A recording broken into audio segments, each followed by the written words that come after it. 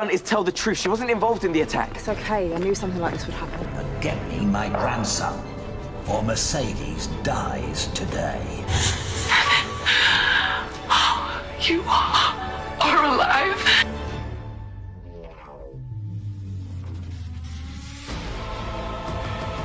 Your grip over my father and my family ends. Mark my words, Brooke. They will end. Back to talking soap operas for the month. It's been a month almost. And I'm going to be doing a new format with the rankings for now. I could go back to the old way in the future. But at least for the next couple of months, I'm going to do this kind of format. One, because it's very difficult to record 10 separate videos at the end of each month. That becomes very difficult. But there's also another reason I wanted to put them all together, and that's because when I do the single videos, it's hard for me to give a tie in that kind of format. Whereas in this format, there will be a tie at the bottom because 3 different American soap operas all deserve the bottom spot of September 2022 because they are giving us bad soap. Just very bad soap opera on those 3 American soap operas. But these are the bottoms of the top 10 in general. And another reason I'm switching to this format is just because, honestly, the bottom half of the 10 soap operas that are left to do are just pretty much unwatchable. I find myself with the fast forward button more and more and more over the summer. And now in September, it was like at an all-time high.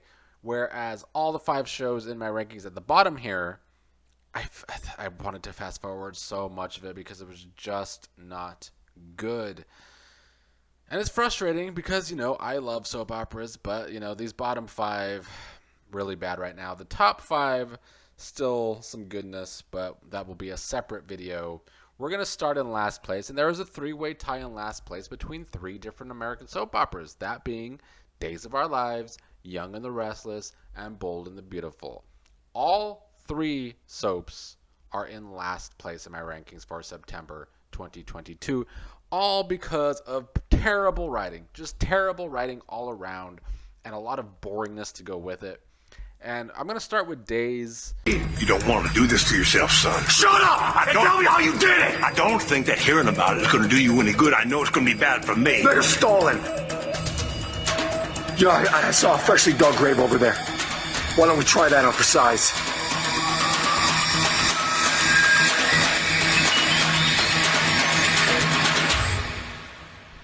We're going to talk about Days first. Days of Our Lives. Moved to Peacock. It has transitioned to streaming online. And the thing, NBC is suffering. They put news in that spot, and the news is not getting good ratings whatsoever. So, sucks to suck on that. But I'm also worried about Days with this transition here. Now, I think Peacock is going to give Days of Our Lives a real shot. And these are episodes that were recorded before Days moved or knew they were moving to Peacock. So we won't actually see the Peacock episodes, which will be a little longer and hopefully have a bigger budget. That seems to be the case. So maybe things will improve when that happens, but that's rumored to not be until February at the earliest.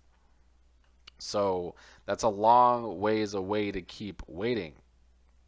But I still think that with Ron writing the show could be in trouble. Like, I really think Peacock will give Days a chance for at least 2 years to really try and build the audience on streaming, maybe find a younger audience on streaming.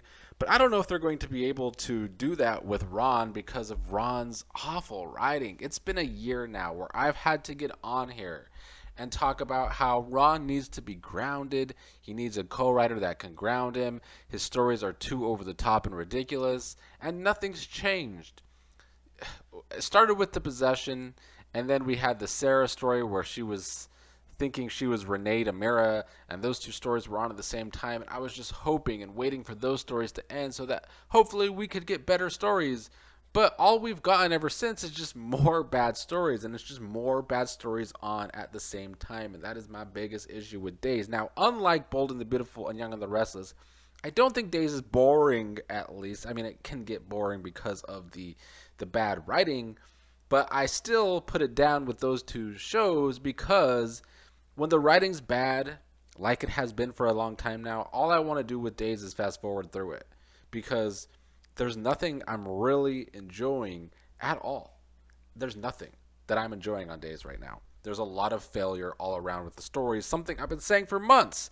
And we'll start with the Abbey murder story and the whodunit side of the things.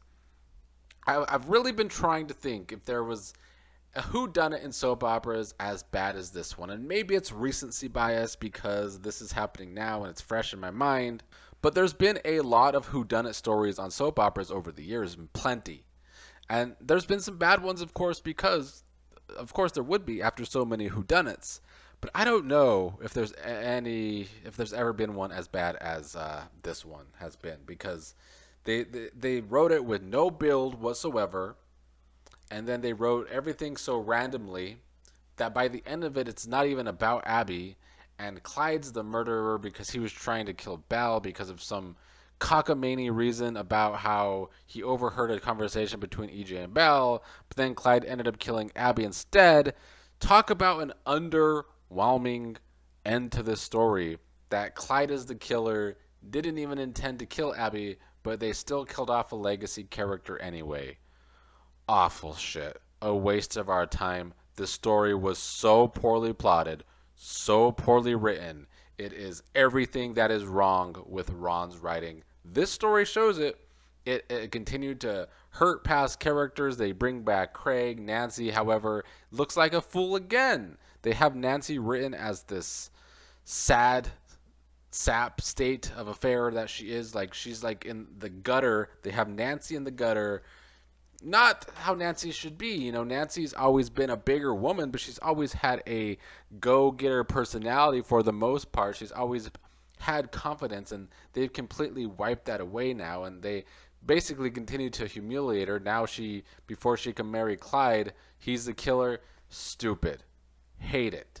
Hate it. The only side of this story that worked a little bit for me is Jennifer getting addicted to the pills again, and Gwen finding out, and then Jennifer having to admit it to Julie and Jack.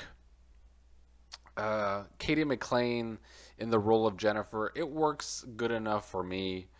I think some Days fans don't like her in the role, but it's whatever. I mean, maybe we'll get more Jack and Jennifer stories in the future. Like, I feel like this is the perfect time to write Jack and Jennifer, how they should have been written for years, but the show continued to drop the ball over and over and over, where Jack and Jennifer should have real life marital problems. They just lost their daughter. Jennifer's addicted to pills, and Jack's like in a depression. So it fits that they can have some real life issues with their relationship. But Days is so far gone from real life issues that we're not going to get what we need to get out of this relationship, even though this would be the perfect opportunity to write that. And I think they would need JJ back, however, to write this right and give them more of a family and not just the failed character that is Gwen. And speaking of failed characters, Alex Kiriakis is a total failure. They've written him as this caricature, creepy dude who just only wants sex and basically is always bothering women, but thinks he's so suave, but really isn't. They want to pair him with Stephanie, but I don't really see the chemistry there. So it's already a failure. They gave Robert Scott Wilson another role when this would be a good time to have Ben, because Clyde was just revealed as the killer, but instead we have him as Alex, going a whole lot of nowhere. I think the character is a 100% failure. And Stefan's return also feels like a failure to me. This once again totally points out everything that's been wrong with Ron's writing, basically for his entire run as a writer for soap operas, but especially on Days, is because they had something going with Gabby and Stefan. It was becoming hot and popular, but then they killed Stefan off. That was a totally wrong decision. And it's the same decision the show keeps making over and over. Wrong decision after wrong decision after wrong decision.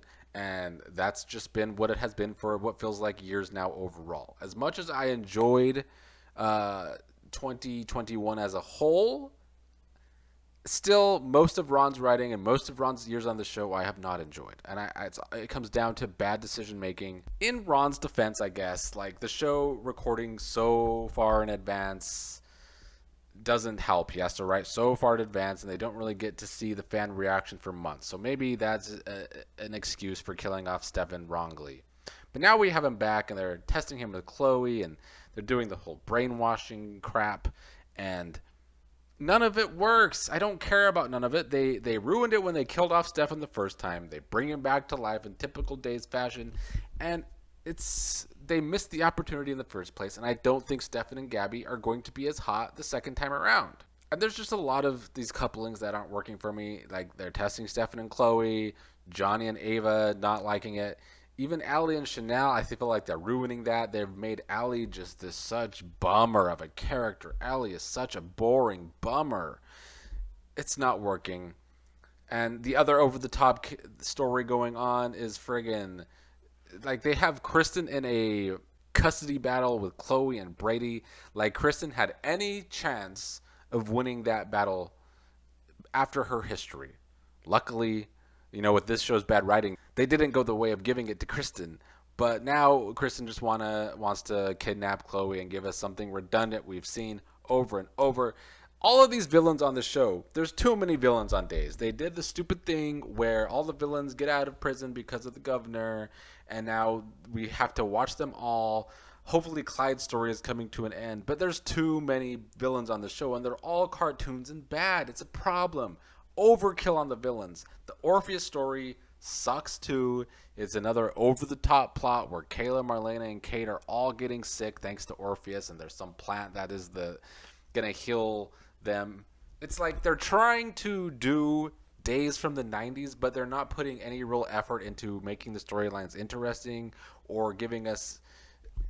It's just redundant, bad for the characters, bad to watch the show, all fast-forward material, in my opinion. I still kind of like the Jada, Eric, Nicole triangle, but it doesn't get enough airtime for me to care about it too much. Plus, they still have Nicole with Rafe, and that's fast-forward material for me, too. And lastly, I guess we have Paulina running for governor instead of Abe. Whatever, we'll see what comes of that. But overall, the show is a mess still. I think the transition to Peacock was at a poor period for the show. And now we have a long way to go until we see what Peacock's plan for the show is. I think with Bo back in the future, spoiler alert, it seems as Bo will be on the show. Hopefully Hope too, because that story without Hope will be a failure as well. But, do I want to see Ron writing for Bo and Hope? He did a pretty good job on Beyond Salem, but that's not an everyday show. So I don't want to see Ron's writing ruining Bo and Hope. That would be awful to watch too. So, overall, man, I don't think Ron's going to help the show on Peacock. I just really don't. It could be a period for this show to actually regain momentum being on a streaming service and actually regain some younger fans maybe. But the writing on the show it's a mess. It's a mess, and none of it is working in my opinion.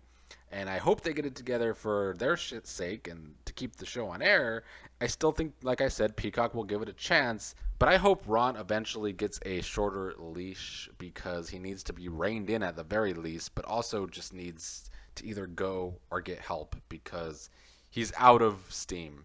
He's coming up with bad idea after bad idea, bad decision after bad decision, and it all plays out with bad stories daily. And speaking of bad writing, that brings us to the other show, one of two other shows in last place in my rankings this month, that being The Young and the Restless. Hello? Great news. It's official. Chancellor Winters is going public. When and where can we meet to talk about taking our next big step?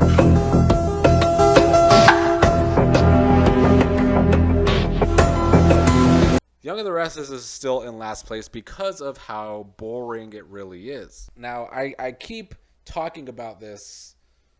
It's redundant with these writers for the American soap operas. How does Josh Griffith still have a job on this show? He is nothing but a wet blanket over drama constantly. The character of Diane, which is one of the only things the show had going for it, has lost all momentum. And Ashlyn being killed off was another reason the show lost all momentum. And so we're left with the typical shit from the show, which is just characters trying to change jobs, trying to change careers, and Josh Griffith continues to tell boring, bad, pointless business stories. It sucks. Young and the Restless is unwatchable for me too. I fast forward so much of the episode because nothing matters and I don't care about anything. And to speak more of Josh Griffith's terrible writing, they wrote out Faith to go to college without ever really developing her relationship with Moses. The show is called The Young and the Restless, and other people have made this point, but yet they don't write for the actual young characters.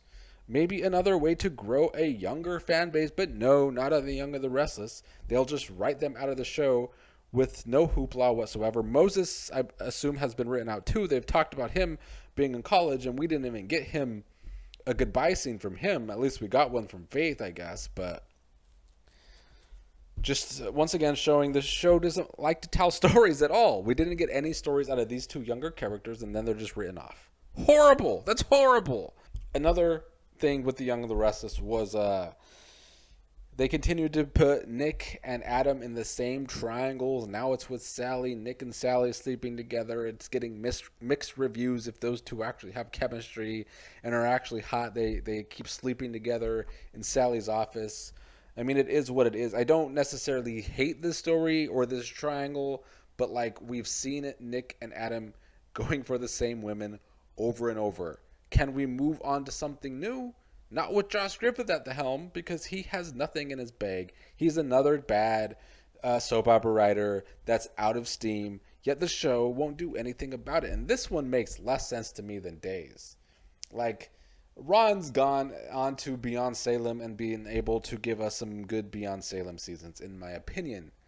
But Josh Griffith, it doesn't even seem like this guy cares to be there. It doesn't seem like Josh Griffith puts any effort. Ron will at least give us some drama. Things happen on Days. It's usually poor writing and it's usually stupid things happening, but at least something's happening. We're on Young and the Restless. We get the same shit over and over, and we get a bunch of nothing stories over and over, and I'm tired of it. And like I talked about with Diane, like they continue to have Phyllis and Nikki trying to take down Diane, and at least Phyllis keeps ruining her own life doing this. That's the side of the story I do enjoy, is Phyllis being constantly on the losing side, because I don't like the character Phyllis. But I'm starting to care less and less about Diane as the months go by, as the weeks go by, even as the days go by, because of the writing for the show.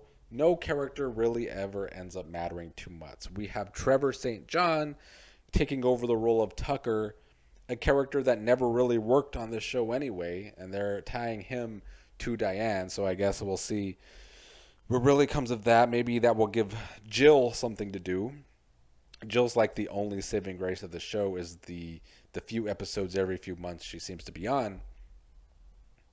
But I'm not excited for the story. I think Trevor St. John is a good actor, but with the character of Diane already losing momentum, it's hard for me to care about that character coming on or coming back as well.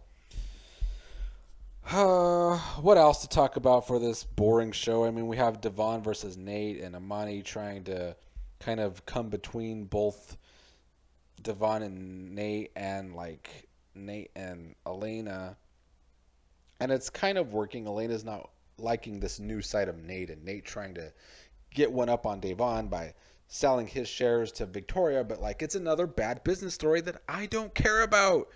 I don't know if anybody cares about this. And they continue to move the Amani and Nate stuff too slowly, so that continues to lose steam. Plus, we have another actress, a temp actress in as Amani.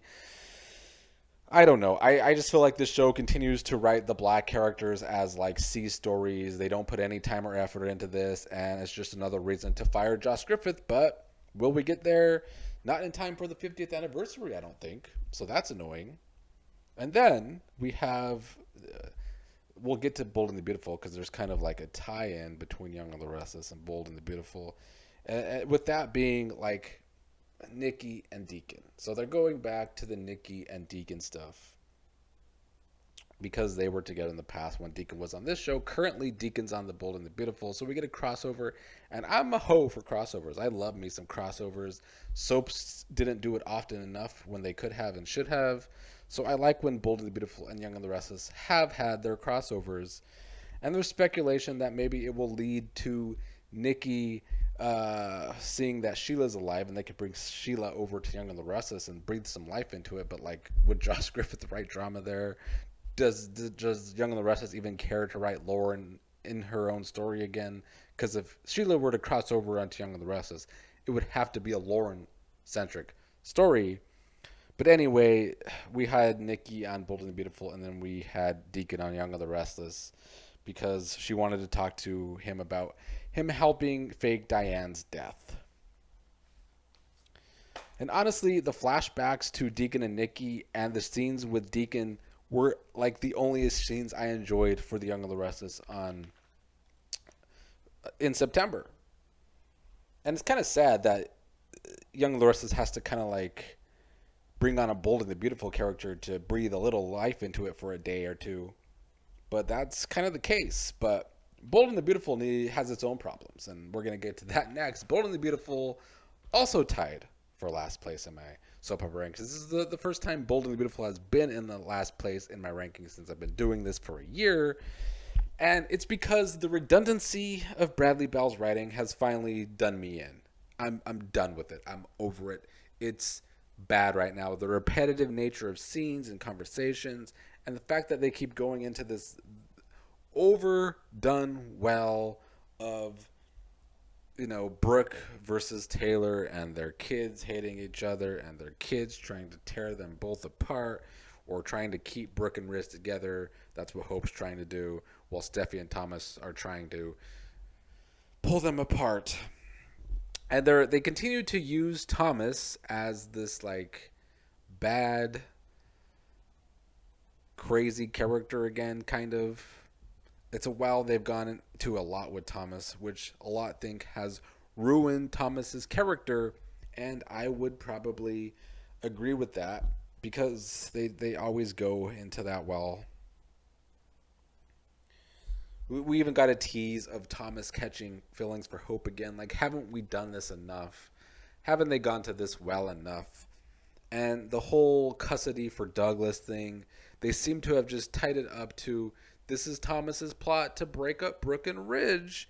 You know, Thomas and Steffi, who are adults, continue to act like they want their parents to be together. It's just, you know, the problem with Bold and the Beautiful over the past many years, honestly, for the past decade, honestly, but again, over the past few months, is that they write all of their characters so poorly because it's like super plot driven, I guess, but it's really just the poor writing that does it, because there's other soaps in my rankings that are mostly plot driven that I enjoy, but Bold just ruins it for themselves constantly. And so the writing is like so bad that it makes every character eventually unlikable. They did it before with the Carter, Quinn, Eric, Donna, Zende, Paris story, where everyone was written so poorly in their little different triangles in the same story that I think it really hurt all of those characters. And then Quinn leaves the show, so Carter and Quinn don't even end up being a thing because Bradley Bell screwed up there. And so now we're left with Carter, who sucks because he's always just trying to steal other people's women instead of trying to find someone of his own. Paris and Zende look dumb in their relationship because it's not even real. There's no real feelings there because of everything that happened in that story. And I'm feeling the same way about Taylor, Ridge, Brooke, Steffi, Thomas, Hope. Everyone involved in this story has become unlikable to me. Ridge continuing to go back and forth between Taylor and Brooke, like he's a scumbag. And the fact that they continue to go along with it for years and years and years and years, like, have some self-respect for yourself. You guys are old now. Brooke and Taylor are old. So, and they're still fighting for the same guy after all these years. I think, I get that it's a soap opera, But Bradley's writing is too weak to find new ways, interesting ways to do this. So it's just the same old shit. The last thing that happened on The Bold and the Beautiful was Thomas and Brooke getting into an argument. Thomas is cutting an apple and he has a knife, and Brooke's acting like she's scared about Thomas being around the Douglas with a knife. And then it seems like Thomas used a deep fake of Brooke's voice to call social services on himself. And this is like his plot to break Ridge and Brooke apart. I'm just over it. I'm over it. And I think this show, any momentum it had at the end of last year coming into this year, is completely gone. And now it's at the bottom of my rankings with the rest of the American trash. You'll notice General Hospital is not in these rankings. Shocking to me too, but I've kind of enjoyed General Hospital for September. That's why it's not in my bottom 5. But these other 3 American soap operas, trash. The only saving grace on Bold, and people complain that Deacon's being an idiot for falling for Sheila, but like Bradley Bell has left himself no choice in his terrible writing, that he needs Sheila and Deacon to have scenes together because they're at least entertaining, whereas the rest of the show is so rinse and repeat, and so is that story too. But the rest of the show is so rinse and repeat that it's just boring, fast-forward material that at least Deacon and Sheila have chemistry and at least can be entertaining. Nikki coming along, not seeing Sheila. Hopefully they'll go there for the Young and the Restless sake so that Sheila can have a story going on to Young and the Restless for their big anniversary year.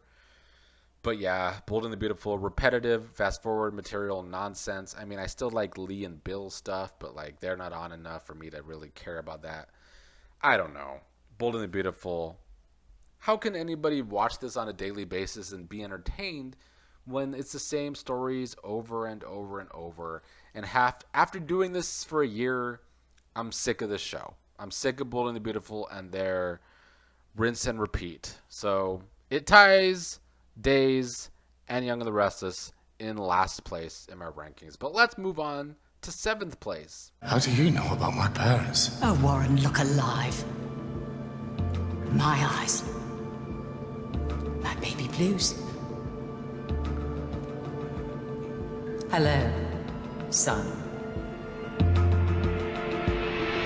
And honestly, how terrible Hollyoaks writing is, I could do a 4-way tie, but I thought that might be too much. So I put Hollyoaks in 7th place for September 2022. But Hollyoaks has a lot in common with Days, in my opinion. Because Hollyoaks, the writing for Hollyoaks is trash like Ron's writing. It's kind of a mess, it's kind of everywhere, and it's kind of a failure all around. Now, unlike Days, there is at least a story or two that I'm enjoying on the show. I can't really say the same for that with Days, which is why Hollyoaks is higher than Days in my rankings. But I still feel like the writing has a lot in common. Another thing that it has in common with Days is so many villains. It's been villain overkill for months now. And much like on Days, they're all cartoon villains. The big one this month was Silas, of course, returning again to get his grandson Bobby, but to also kind of be like this big bad cartoon villain with the McQueens and trying to take them all down, and we get this like carnival of horrors. It was so ridiculous. And in the end, it just leads to Bobby being the one to kill Silas. So we think hopefully this is actually the end of Silas. But there's a trend going on with British soap operas where they have kids like Bobby. Bobby's just a kid.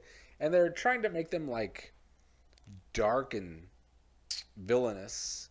We see this on Coronation Street a little bit, and we definitely see it on Emmerdale a little bit. In Bobby's case, he's probably the most over the top of the 3. But I don't know. We saw Bobby kind of responsible for Silver's death, and now he's responsible for Silas's death at such a young age. He's certainly being built up as a sociopath. Speaking of sociopaths, another cartoon villain is Joseph. Like I've talked about for months now. It's just a cartoon villain. Joseph continues to get away with everything.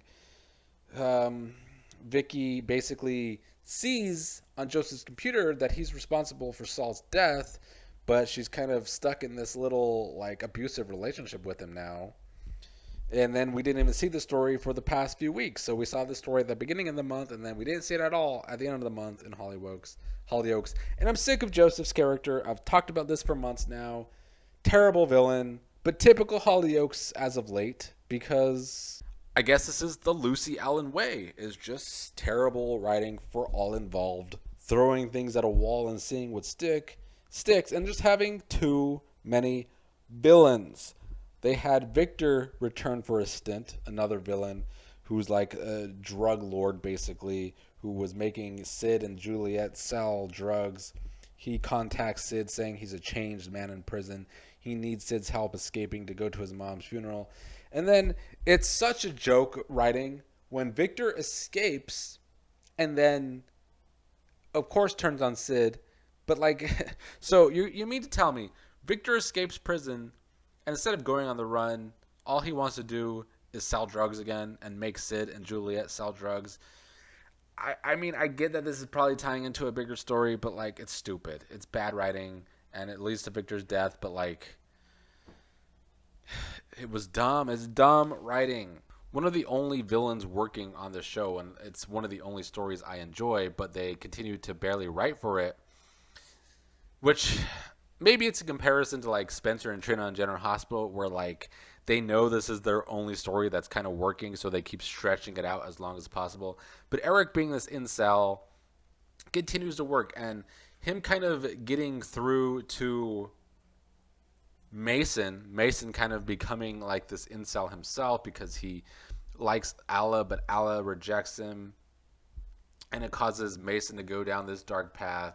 And he like leaks naked photos of Ella after he steals Charlie's phone, and Charlie and Ella are kind of getting along again after breaking up. That part of the story I enjoyed. And yeah, I think the incel story is like the only story on Hollyoaks actually getting consistent good writing.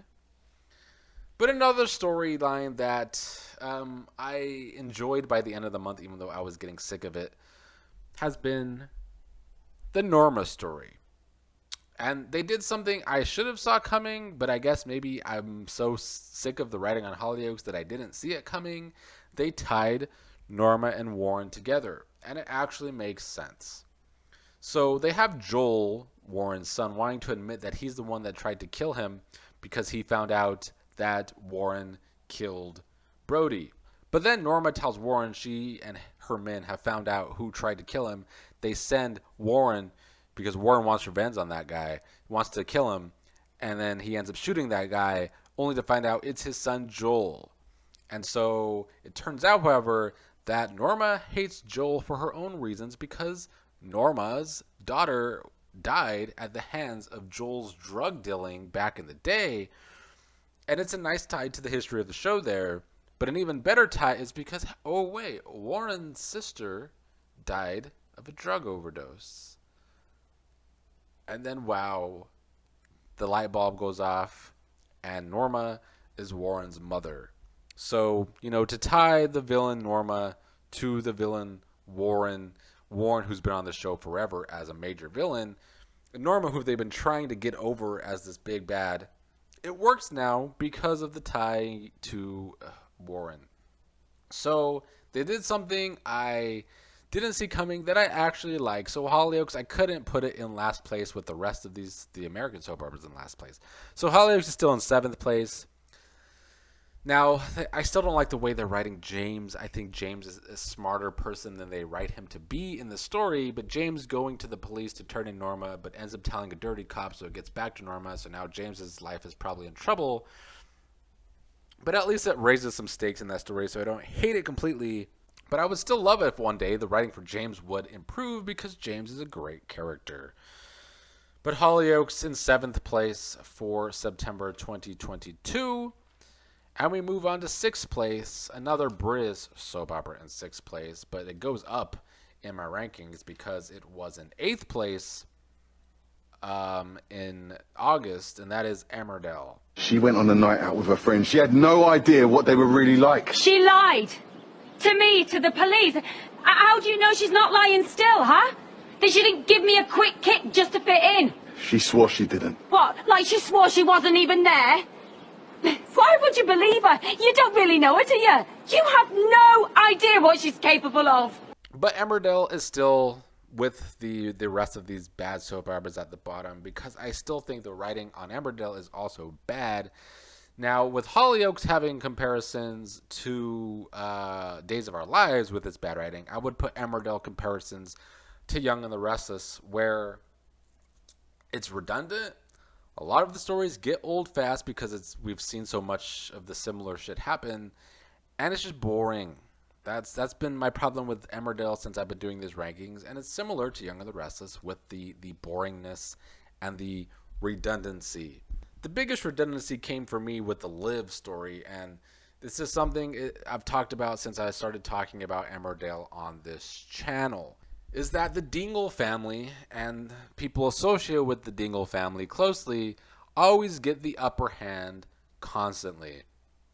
And we continue to see this with the Dingles, and I consider Liv like an honorary Dingle, and Liv and her mother's been in town trying to like swindle Liv out of money. And so we saw her mother, Sandra, trying to get Liv drinking again and trying to come between Liv and Vinny, and it seemed like she was doing it, and Liv and Vinny were starting to have problems. But of course, by the end of the month, it's like that Liv knew the whole time, and Liv sets her mother up, and she was just lying to Vinny, and it's to take down Sandra, and Liv gets the upper hand in the end, and Sandra gets taken down, and we've seen this a million times with Dingles and people associated with the Dingles. And I will say, though, there was a very funny scene where Mandy tackles Sandra to the ground. That made me laugh. Out of anything that happened on soap operas this month, that made me laugh the most. More with the Dingle drama, though. Of course, Faith is dying of cancer. She kind of wants assisted suicide. She wants Maura to help her with that. Meanwhile, Chaz can't stop her affair with Elle. They're supposed to be fuck buddies, but it seems like she's being desperate to have feelings for him. But Chaz is just going through it because her mother is dying. Chaz gets a lot of shit, and I understand it because she's a Dingle, and I think all the Dingles are very annoying at this point in this show's history. But I don't hate the story with Chaz and Elle. I really don't, as much as a lot of people seem to hate it. Another big story for the month for Emmerdale was Nicola recognizing Naomi's shoes as one of the attackers. You know, she was attacked a few months ago by a group of girls, and it seems as though Naomi's going to take the fall for that. Now, they were setting up the story of Naomi being black and the cops being against her because of that reason. But Naomi admits she was there when Nicola was attacked. And it kind of changes Charles' mind about her a bit, because Charles has been trying to get close to her being his daughter. It also changes the relationship between Naomi and Manpreet, who haven't been getting along, because Manpreet's been going from PTSD because of all the shit that happened with Mina, that she's thought Naomi was a bad egg. And now that it's shown that Naomi is a bad egg, Manpreet's actually trying to connect with her and help her relationship with Charles and Naomi. Naomi feels like she's going to be ending up in jail because of her being black and because she was there. So, you know, I don't completely hate this storyline. In fact, as far as Emmerdale storylines go, this has probably been, it's at least brought a little bit of excitement to the show, because the rest of the show is lacking in that regard. Just to touch upon some other storylines real quick, there's really not a whole lot to touch upon. You know, Amelia's pregnant, but she's getting close to Noah. You know, a lot of fans questioning that Noah is this teenage boy, and like, would he really want to get close to a teenage girl that's pregnant? But on the other hand, Noah's kind of been a psychopath as of late, and this is a girl taking interest in him, so I think it makes sense overall. But you know, she's also pregnant with Samson's kid. So I don't know, maybe we'll get more of a triangle there. They seem to be wanting to make us feel sorry for Noah and fix the character of Noah because he's a Dingle. While the writing for Samson, they're trying to turn Samson as more of a villainous type of kid, even though it doesn't fit that character at all. So it's just more annoying writing there. Yeah, I don't really care to talk about too much more of the show. You know, we see the aftermath of Liam and Layla, where Layla has been a cokehead for the past many months on this show, which has caused troubles for them. And Liam ended up kissing Bernice because of those problems, but I don't really have a whole lot more to say about that. I just think Emmerdale overall, the reason it's in 6th place is because, well, the writing on Emmerdale is weak and the show is also boring. I still think the writing on Days, Bold and the Beautiful, Young and the Restless, and Hollyoaks is far worse and far more annoying to me. Emmerdale, though, still very boring as it approaches its 50th anniversary this coming month in October. I feel like they've built up to it a little bit, but not enough. I think the anniversary will be okay at best from what I see from it. But that is all for the rankings of my bottom 5 soap operas for September 2022. I hope this new format works out, but maybe I'll go back to the old one at some point. But it's much easier for me to sit down and talk about 5 soap operas rather than trying to talk about 1 or 2 soap operas every day of the week. And, you know, I had to put Days, Bold, and Young and the Restless tied in last place. In September, those 3 shows were bad. They were unwatchable to me completely. I did a lot of fast forwarding, and Hollyoaks is right behind it with the fast forwarding for me because the writing on that show is also a mess and all over the place, similar to Days. I hope those 4 shows can get it together with the writing because I enjoy all 4 of those shows a lot over my years, especially Days. Days has always been my favorite soap opera. But I've always really loved The Young and the Restless too, and Hollyoaks has always been my favorite British soap opera. So those 3 being the bottom 4 soap operas right now is sad to me. And then also Emmerdale, it's going into its anniversary, so maybe October will be a good month. But like the writing for this show is also very weak, and you know I've said it many times now, the Dingles suck.